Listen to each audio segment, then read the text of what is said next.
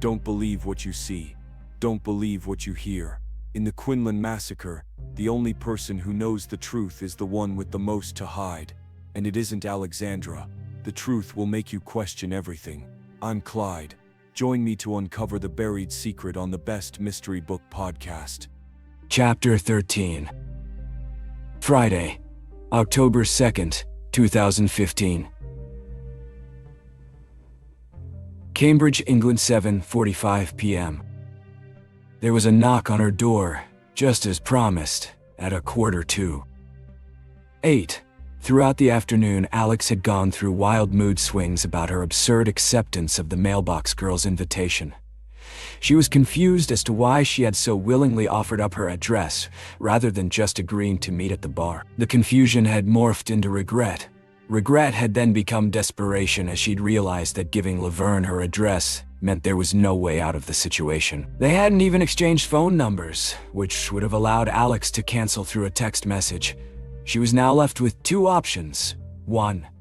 Hide in her flat and refuse to answer the door. Or 2. Answer the door and act like a normal college student who goes out with friends. If the night grew boring, Alex could make a quiet exit and escape back to her flat without rousing anyone's feathers. For a split second, she even considered that meeting new people could be fun, and having someone to call a friend would be a good thing, not something to run from. She walked to the door, took a deep breath, and opened it. Laverne stood in the hallway. A guy stood next to her. "There she is," Laverne said in a jovial voice. "Thought you stood me up there for a second." Alex smiled and swallowed hard. No, I was just getting ready." "Were you knocking long? I must not have heard you." Without invitation, Laverne walked into the flat. "No worries, mate. This is Drew. You guys have met." It took Alex a second to place him before she remembered Samuel McEwen's assistant from her meeting at the bank. Drew was the guy who had greeted her in the lobby of the Sparhafen Bank in Zurich. Her first question was what the hell he was doing in Cambridge. Her second was why he was in her flat. Her third, and final, was how she could have been so stupid to give this girl her address. Drew closed the door and smiled at her, twisting the deadbolt into place and sending Alex's stomach into a free fall. "Hi, Alexandra," Drew said, his smile stretching farther across his face. That would be Alexandra Quinlan, of McIntosh, Virginia. The mention of her hometown started the production of acid that burned the bottom of her esophagus and began a quick march up her sternum. Alex swallowed again to dispel the burn. "Not Chicago, mate," Laverne said. "The Windy City? That's the best you could come up with." Laverne walked deeper into the flat, looking around as if she were shopping in a department store. She picked up a figurine that sat on the table by the couch, examined it for a moment before placing it back down. In the living room, she pulled the curtains aside and looked down onto the street. "I recognized you straight away," Drew said, still standing in front of the bolted door. "The hair threw me off at first, but then I saw your eyes. No one can miss those eyes." "Those empty fucking eyes will give you away every time," Laverne said, turning from the front window and walking toward her. Alex didn't move. She was frozen in place, stiff with fear so powerful she had to squeeze her thighs together to stop her bladder from emptying. In a matter of seconds, she had gone from worrying about spending a night out with girls. She didn't know to suddenly being locked inside her flat with two thugs, one on each side of her. Laverne smiled, revealing terribly crooked teeth, empty eyes who disappeared into thin air. "But we found you, didn't we?" Drew walked from the door and held his phone out for Alex to see. She stared at a picture of herself. It was the image most commonly used in news stories about her, taken from one of her social media accounts that she had long ago deleted. "Your hair is shorter and you're not wearing glasses, but it's you! I can't fucking believe it," Drew said. Suddenly, Laverne's Swiss-German accent made sense, and so did the idiom that had given Alex pause when she spoke with this girl in the mailroom. "Ass in hat." Drew had used the same saying at the bank. You deposited $1 million in the bank in Zurich on Wednesday, Drew said. Here's the deal. Vernon and I want to cut. We're going to out you to the whole world. You think you're safe just because you ran to England to attend university. You're gonna give us some of that money you got away with, or we're gonna post everything we know about you on every true crime site we can find. We'll tip the media off too. If you think the American tabloids are bad, wait till you see what we can do over here. A sudden flash of light blinded her, and Alex held up her hand to shield her eyes. Laverne had snapped a photo with her phone. Oh shit, Laverne said, laughing as she stared at her phone.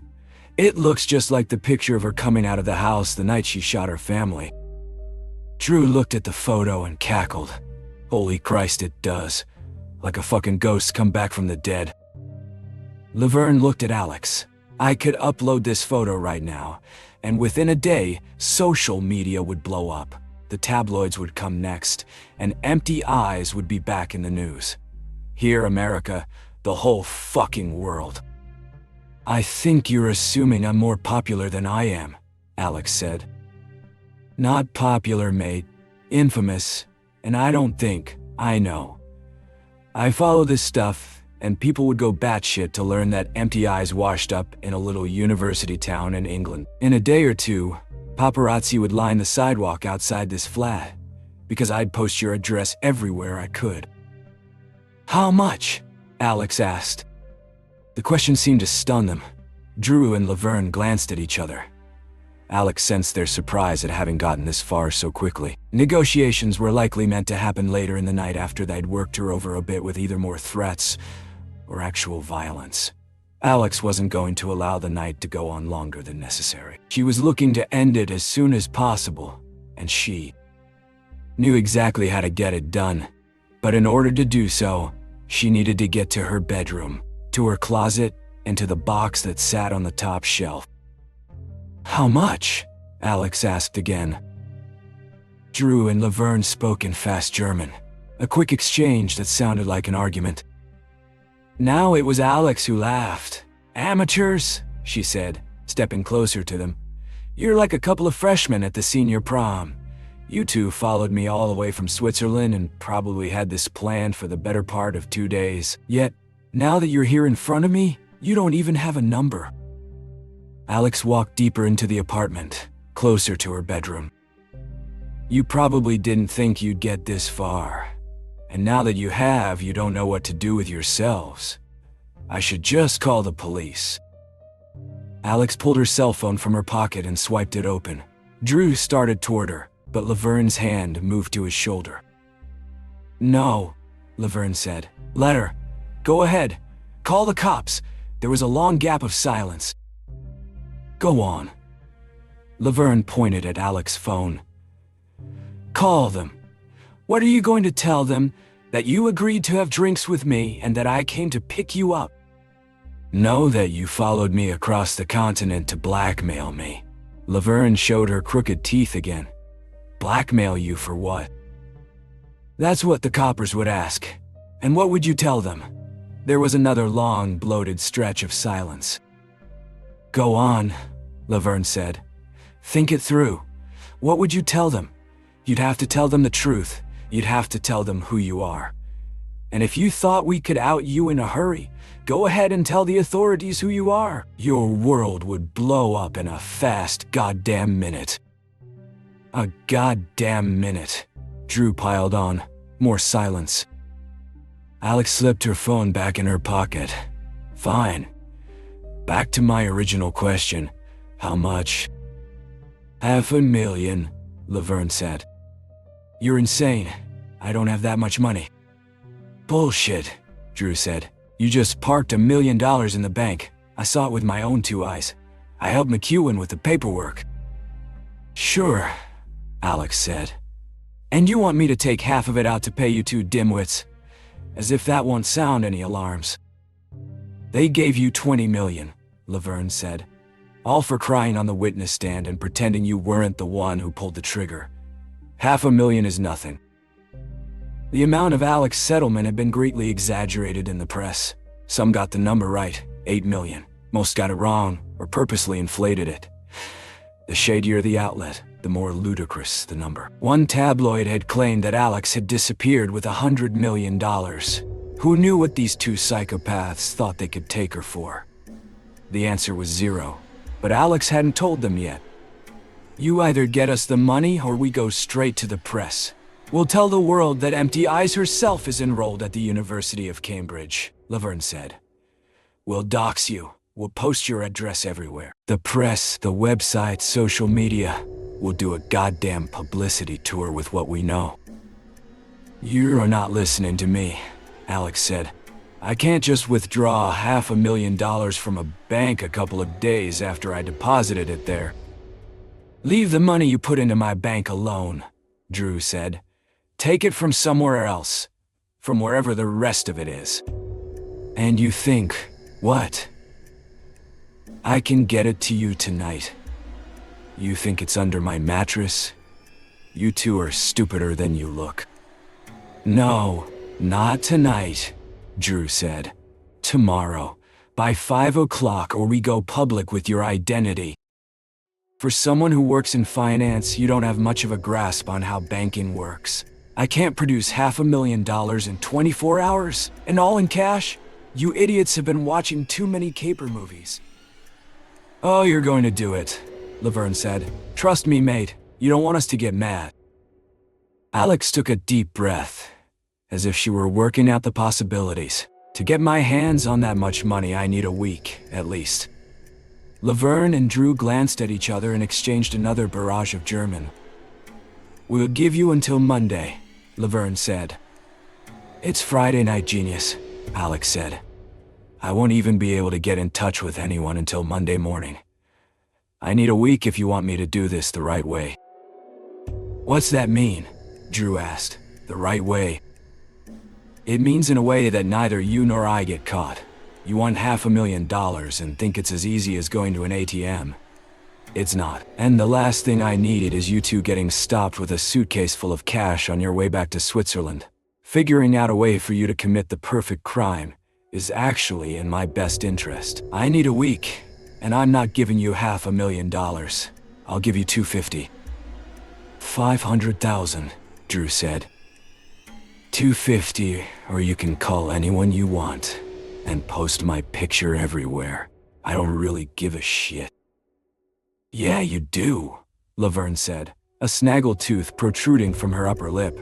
Or you wouldn't be negotiating. 4. 3, Alex countered. $350,000. Alex paused. Fine, but I need a week. We don't have a week, Laverne said. We spent everything we had tracking you here. We need money now. Alex rolled her eyes. How about this? I'll give you some cash tonight to hold you over, and you give me a full week to get the rest. How much? I've got about 1,000 pounds in my bedroom. I could go to the ATM, get a little more. That should tide you over. I'll do my thing next week and have the $350,000 by Friday. Another glance and more short remarks in German. Fine, yeah, Drew said. But we're staying here until you get it done. Staying at my flat? Damn straight, Laverne said. Where do you think I'm going? You disappeared once before. You could do it again. We're staying.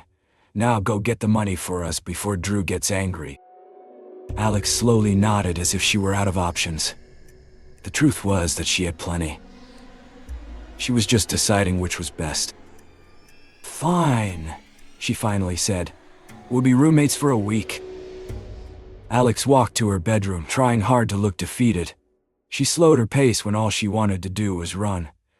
Once in her room and out of their sight, she headed straight for the closet. It had been Garrett's idea for Alex to learn to shoot a handgun before she headed off to college. With her previous experience hunting pheasant and her proficiency with a 12-gauge, the learning curve was short. After a month of instruction and just a few hours at the range, Alex was more proficient at shooting targets with a 9mm automatic than she had ever been shooting pheasants with a 12-gauge shotgun. But it wasn't learning to shoot and handle the gun that was the problem. Obtaining one in the United Kingdom was. In fact, It was impossible to do legally. But Garrett had been adamant that Alex possess a way to defend herself, and he had flexed his considerable strength to make it happen. A week after she arrived in England and settled into her Cambridge flat, a man knocked on her door. Short and stocky, with a face pocked by acne scars, the man had barely spoken the day he showed up at Alex's flat. "If you're caught with this, you'll go to Nick," was all he said before handing Alex the heavy metal box and disappearing down the stairs. Since that day, the box had sat untouched on the top shelf of her closet. Alex had never been motivated to move the gun to a more accessible location. In her night table drawer, for instance, where it would be instantly available should she need it. The truth was that shortly after the stocky man had delivered it, the gun had rarely found its way into her thoughts after she settled into her new life in Cambridge. So perfect was her escape from the towering shadow of the American version of Alexandra Quinlan, that despite a few times on campus early freshman year when fellow students inquired about possibly knowing Alex from a previous encounter, no one had come close to recognizing her. Fear, therefore, had never been an emotion Alex had had to deal with in her new life in England. But as soon as the crooked-toothed girl walked uninvited into her flat with Drew Estes, fear had gripped her and the gun had charged into her thoughts. She reached for the box now and noticed her hands were shaking. Alex was happy to have avoided the further precaution of locking the box, since inserting a key would be difficult with her vibrating hands. She opened the latch and lifted the lid, revealing the Smith & Wesson M&P Shield 9mm. It held 8 rounds, and Alex knew it was loaded. It was how the gun had arrived. Just as she lifted the gun from the felt in which it was seated, she felt a hand on her shoulder. 2,000, not a pound less, Laverne said. Laverne's touch startled her, and Alex jumped, turning quickly and discharging the gun at the same time. The blast was deafening and brought her back to the night her family was killed. Her vision shrunk to a pinhole and then disappeared entirely when the sulfurous odor of gunpowder sent her senses spinning off to the night she hid behind the grandfather clock, while the same scent permeated her home. She was unsure how long she'd been blinded, but when her vision returned, Alex saw 2 people. The girl named Laverne lay on the floor in front of her, and Drew Estes stood in the bedroom doorway with wide eyes and an open mouth, his hands raised in surrender. Alex spied him over the barrel of the Smith & Wesson, which, during her momentary blackout, she had pointed directly at him. Both her hands were firmly on the gun, her finger over the trigger, and the tremor nowhere to be found. She adjusted her aim from the middle of Drew's chest to directly over his heart. One more correction brought her aim to just above his left shoulder. She pulled off another round that blinded her senses again and sent her back to the cold January night when her family was killed. Although some time must have passed, Alex was unaware of it. The next thing she heard, when the ringing in her ears subsided and her vision returned, were sirens. The strange, cartoonish sirens she knew only from the movies. The two-toned sirens of the UK authorities that were so different from those embedded in her mind from a lifetime spent in the States. Then she heard something else, something closer, outside the bedroom. The front door to her flat burst open. The deadbolt Drew Estes had sunk into place, splintering the wood that secured it. Then she heard footsteps racing across the flat toward her bedroom. Chapter 14. Saturday, October 3rd, 2015. London, England, 10:05 a.m. When her muscles finally released their tonic state, Alex sank into the strange bed and fell asleep. Her mind, however, kept churning. The report of the gun returned, and its lingering ring echoed in her mind. Time and space morphed during her fitful sleep and carried her family home in Macintosh. This time, though, Alex was the shooter. This time, as Alex hid behind the grandfather clock, the shots that rang through the house came from the gun she was firing, again and again and again and again, one round after another, as footsteps grew louder and the trenchcoat shadow crept toward the grandfather clock. Then, The face of Laverne Parker peeked around the edge of the clock and smiled at Alex with those crooked teeth. Alex lifted the 9mm and pulled the trigger. Bang, bang, bang, up you go. Alex opened her eyes and Laverne Parker's face disappeared. In its place was a heavy-set man whose face held acne scars shaped like deep craters. Come on, let's move, the man said with a thick but straight British accent. The remnants of her dream faded and Alex sat up quickly, realizing she had been sleeping in a king-size bed in a room she did not recognize. It's been 12 hours, the man said. I figured that was long enough. We've got work to do. Alex blinked to bring him into focus. It took just a moment to place him. The stocky man standing over her was the one who had delivered the gun to her flat when she first arrived in Cambridge. What's happening? Alex asked, pushing the covers to the side. She still wore the clothes she had dressed in as she prepared to go out for drinks on Friday night. Just a bit of excitement, mate. Like a typical American, you shot up your apartment. I got you out of there just before the coppers showed up. We're good now. I don't understand. What's not to understand, mate? I hustled you out of your flat so you didn't end up in the nick. Flashes of the previous night came back to her. The gun, Laverne on the floor, Drew in the doorway, his silhouette visible over the barrel of the 9mm, the blast from the discharge, the splintering of the door, and the heavy footsteps running toward her bedroom. Why? Alex asked. Why did you help me? Because that's what I get paid to do. The man's words barely registered. Alex's mind flashed back to the day this man showed up at her flat. I know you. You're the one who gave me the Smith & Wesson when I got to Cambridge. Name's Leo. Alex paused as she worked to figure things out. Why were you at my apartment? I told you. I get paid to keep an eye on you. Alex raised her eyebrows. You get paid? By whom? Garrett Lancaster. He and I go back a ways. He asked me to look after you. For the past year or so, that's what I've done. I make sure you don't get into too much trouble, then I report back to him. You spy on me. I was hired to keep you safe. To keep me safe? How exactly have you done that? I haven't, Leo said. Up until last night, you hadn't been in any danger. I just kept tabs on you. Other than skipping out on university, there hasn't been much to report. But then you took your little trip to Zurich and allowed those two halfwits to follow you back to Cambridge.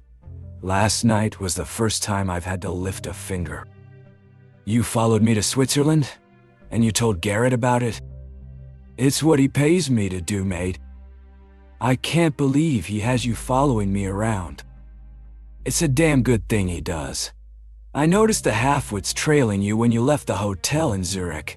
I knew something was wrong when they traced you all the way back to London and then to Cambridge. When I saw them arrive at your flat, I waited a few minutes. Just as I was about to knock on your door to see what was happening, I heard gunshots. I got you out of there before the coppers showed up. How? Tell me what happened. Last night is one big blank spot in my mind. Alex tried to recall how the night had gone down but could picture only Laverne on the bedroom floor and Drew standing in the doorway with his hands raised. She remembered pulling the trigger and the deafening blast. Her mind shut down after that. I used to be police and I still have contacts inside, Leo said. People I now owe several favors, I might add. I managed to make things go away for now, but that won't last forever. What's that mean?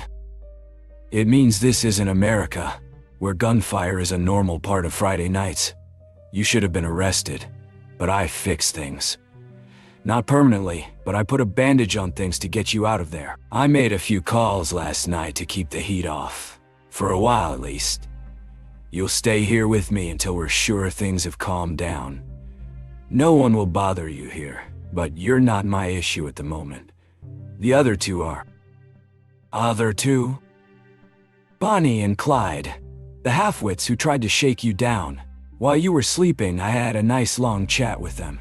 They told me everything. Now I've got to figure out what to do with them. They're here. The beefy man smiled. I keep forgetting that you've been out for 12 hours. You missed all the fun. Come on, mate. I'll show you my handiwork.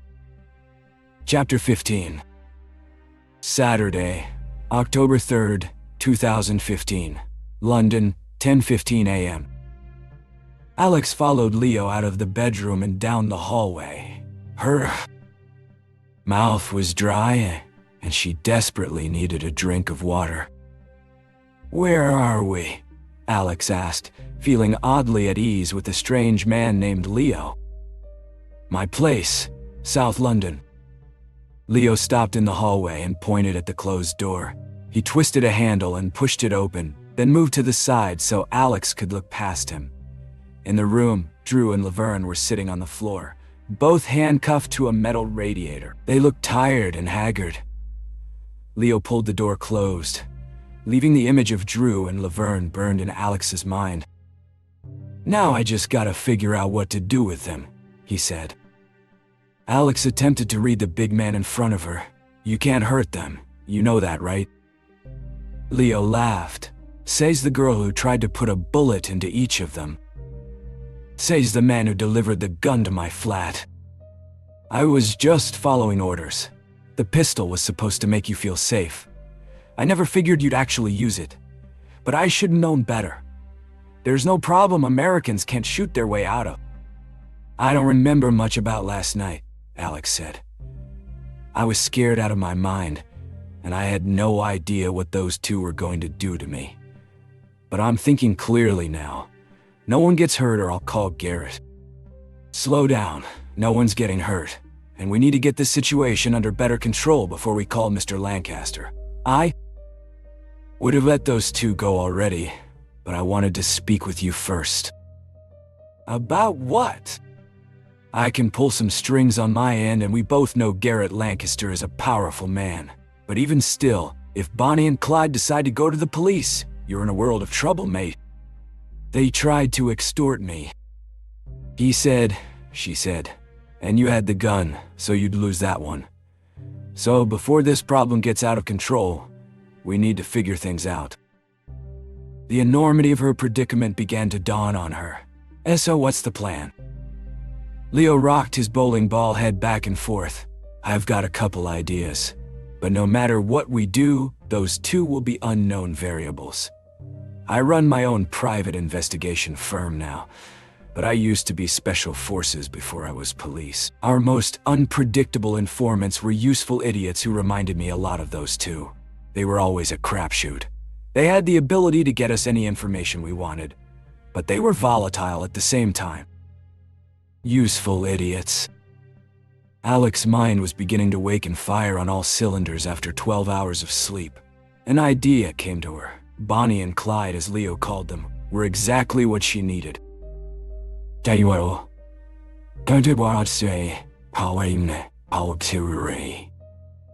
Monday, October 5, 2015. London, England, 11:22 a.m. The sack over Drew Este's head was removed with a quick jerk. A door was opened, and he was pushed into the alleyway. The bright sunlight blinded his dark-adapted eyes, which had seen nothing but blackness for the last several hours. Now, he squinted against the sun as the door closed behind him. He looked around to gain his bearings. He was in an alley between two buildings somewhere in London. He walked out to the street and wandered for a while until he found his way to the train station. He hurried to the ticket counter and purchased a seat back to Zurich. The clock was ticking, the beefy man had told him, and Drew had a deadline to beat. 2 hours later, Drew Estes boarded a train to Paris, where he would transfer to another that would take him back to Switzerland. He had 3 days to return to London and retrieve Laverne. The beefy man had promised not to hurt her as long as Drew made it back in time, and with the information the man had asked Drew to obtain from his place of employment, the Sparhafen Bank of Zurich. Chapter 17. Thursday, October 8, 2015. London, England, 4:20 p.m. "Would you like another soda?" Leo asked. Laverne shook her head. They sat at a booth in a mostly empty pub. Leo ate pretzels from a bowl and watched a football match on the television behind the bar. He kept an eye on the front door. When the waiter delivered his pizza, Leo dug in. "Help yourself," he said to Laverne. "I'm not hungry." "You should be. You've barely eaten all week." 10 minutes later, Drew Estes walked into the pub. He hurried over to the booth and sat next to Laverne, kissed her, and took her hand. "You made it, mate," Leo said in a jovial voice while holding a half-eaten slice of pizza. "Bonnie wasn't so sure, but I had faith in you.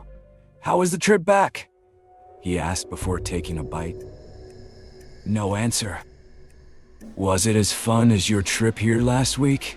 It wasn't quite the same, was it?" No answer. Instead, Drew pulled 3 folded pages from his pocket and placed them on the table. "That's everything I could find. I printed it off my boss's computer, and will probably lose my job because of it." "Careful, mate," Leo said as he wiped his hands on a napkin. "You're going to get me emotional with a sob story like that." Leo took the pages and placed them in the breast pocket of his sport coat. He didn't bother reading them since he was unsure what the documents were supposed to tell him. Leo didn't need to know the specifics. He was certain that Drew Estes had delivered what Alex was after. The witless man-child fluttered like a leaf as he held his girlfriend's hand. True love was always easy to exploit. "Can we leave?" Drew asked. "Almost," Leo said. He shoved the remainder of the pizza slice into his mouth and spoke as he chewed. He looked at Laverne and pointed to the pizza. "Sure you don't want any love?" Laverne shook her head, but Drew reached for a slice. Leo slapped his hand away. "Pizza's for me and Bonnie." "I've told him 1,000 times my name's not Bonnie," Laverne said. "No," Leo said, wiping his mouth with the napkin before balling it up and placing it on the pizza tray. "Your name is Laverne Parker. You live at Kirchstrasse 27 in Zurich. You've got a sister at university and parents who live 30 minutes from you." Leo reached back into the breast pocket of his sport coat. He produced 2 photos and laid them on the table. He pointed a thick finger at each person in the first photo. "Paige, Robert, and Demi." Leo looked up from the photos and stared at Laverne. "Your parents and sister, yeah? So here's how this is going to work. If you say a word to anyone about Alexandra Quinlan, about her being in Cambridge, attending university, visiting the bank in Zurich, or anything about your visit to her flat the other night, I'm going to pay these folks a visit." Leo paused to allow the moment to sink in. "After I visit with your parents, I'm going to go see your little sister. She's in her 3rd year at University of Freiburg, right? Lives in an apartment off campus with 2 other suitmates." Laverne stayed silent. Leo shifted his gaze to Drew and held up the second photo. "Then I'll go see your brother. He lives in a 2-flat in Wallei-Zellen. Hohenstrasse 5, isn't it? And your parents after that." Leo returned the photos to his pocket and placed both elbows on the table so his face was inches from Drew and Laverne. "These visits will not be pleasant. They'll be brutal and rough, and when I'm finished, none of them will be the same. Do you understand?" Both Drew and Laverne continued their silence, unable to speak. "I'm not threatening to hurt your family if either of you say a word. About Alexandra Quinlan, I'm promising. I'll hurt them badly." Leo stood up. "Go back to Zurich and forget all about your time in Cambridge." "Do we understand each other?" Silence. "Gonna need an answer from each of you, so I can tell my boss you understood my parting directions." He leaned down and looked at Drew. "You understand, mate?" "Yeah, I understand," Drew said. Leo moved his gaze to Laverne. "Yes," she whispered. Leo smiled, stood up straight, and left them sitting terrified in the booth as he walked outside. For more than a year, he'd watched The American Girl for Garrett Lancaster. He'd delivered a gun to her doorstep a week after she'd arrived in Cambridge and kept weekly tabs on her. Nothing too intrusive, just enough to keep track of her and report back to his boss in the States. He'd earned a handsome stipend for his efforts, and had cleared a nice payday for this final job. He was sorry to see the girl go. Keeping tabs on her had been a source of easy and steady income. But eventually, all good things come to an end. Chapter 18. Thursday, October 8, 2015. London, England, 5:15 p.m. Alex waited in Leah's apartment. The place was becoming claustrophobic after so many days without leaving. But Leah's instructions had been clear. Alex wasn't to leave his flat until the situation with Drew Estes and Laverne Parker was settled. Leo had left a couple hours earlier, promising that things would be over soon. It felt like an eternity before Alex heard keys rattle in the door. She clicked off the television. "Did you get it?" Alex asked as soon as Leo walked in. From his breast pocket, Leo produced the 3 folded pages Drew Estes had brought back from Zurich. He handed them to Alex, who read through them. The pages contained everything she had foolishly hoped to procure from Samuel McEwen in exchange for moving $1 million into his bank. The date the account was opened, the running balance, the transfers in and out of the account, and on the account. Last page, the name of the man who had opened the numbered account her parents had chaperoned. She wanted to sit and read and analyze every detail. Open her laptop and start investigating this man, and following the trail, this information would lead her down. "You can look at that later," Leo said. "Right now it's time to go." Alex looked up from the pages. "Right now?" Leo checked his watch. "Right now, mate." Alex stuffed the pages into her rucksack and pulled it over her shoulders. She followed Leo into the hallway and down a flight of stairs in the back of the building. He opened the door to the alleyway and stood to the side so Alex could walk past him. "It's been an adventure," he said. "A boring year or so, but the last week was a blast." "I'm glad you think so," Alex said. She paused in the doorway. "Thanks for everything. Good luck to you, young lady. You're a survivor. That's a quality that will take you far in life. Will I see you again?" Leo smiled. "Unless you need a private investigator in England, probably not, mate." "Goodbye, Leo the Brit." "So long, Alex the gunslinger." Alex stood on her tiptoes and gave him a peck on the cheek before walking out of the building and into the alleyway. The door closed, and Alex was alone. A Volkswagen pulled to a stop in the street to her right. After a second, its horn sounded. Alex stared at the vehicle but did not move until the back window rolled down, and she saw Garrett Lancaster. Alex walked down the alleyway. She considered for an instant that this might be an extension of one of the strange dreams she had experienced over the last week, since discharging the Smith & Wesson. But as she walked toward the waiting car, it was all too real. The sunlight casting shadows at perfect angles, the cracks in the concrete beneath her feet, the creases in Garrett's face as she approached the car, the deep gravel in his voice when he spoke. "Let's go," he said. "Get in." Alex walked around the Volkswagen, opened the door, and sat in the back seat next to him. The car drove off as soon as she closed the door. "I don't," Alex said, unable to find the words. "What are you doing here?" "I've come to collect you," Garrett said. "To collect me. It's time to come home." "But school," Alex said. She'd been telling the lie for so long it was ingrained in her. Garrett shook his head. Maybe school was a bad idea. At least, school here was a bad idea. That's no longer an option. "I'm being kicked out of school." "You're being kicked out of the country, actually. But things could have been much worse. And still could be if you don't leave immediately." "How immediate?" Alex asked. "You grab whatever you need from your apartment, and then we leave." "Today?" "Today." "And then what?" "Then," Garrett said, "I make you an offer. What kind of offer? A job offer? That day, when Alex walked out of Leo, the Brit's South London flat, marked the second time in her short life that Garrett Lancaster had saved her.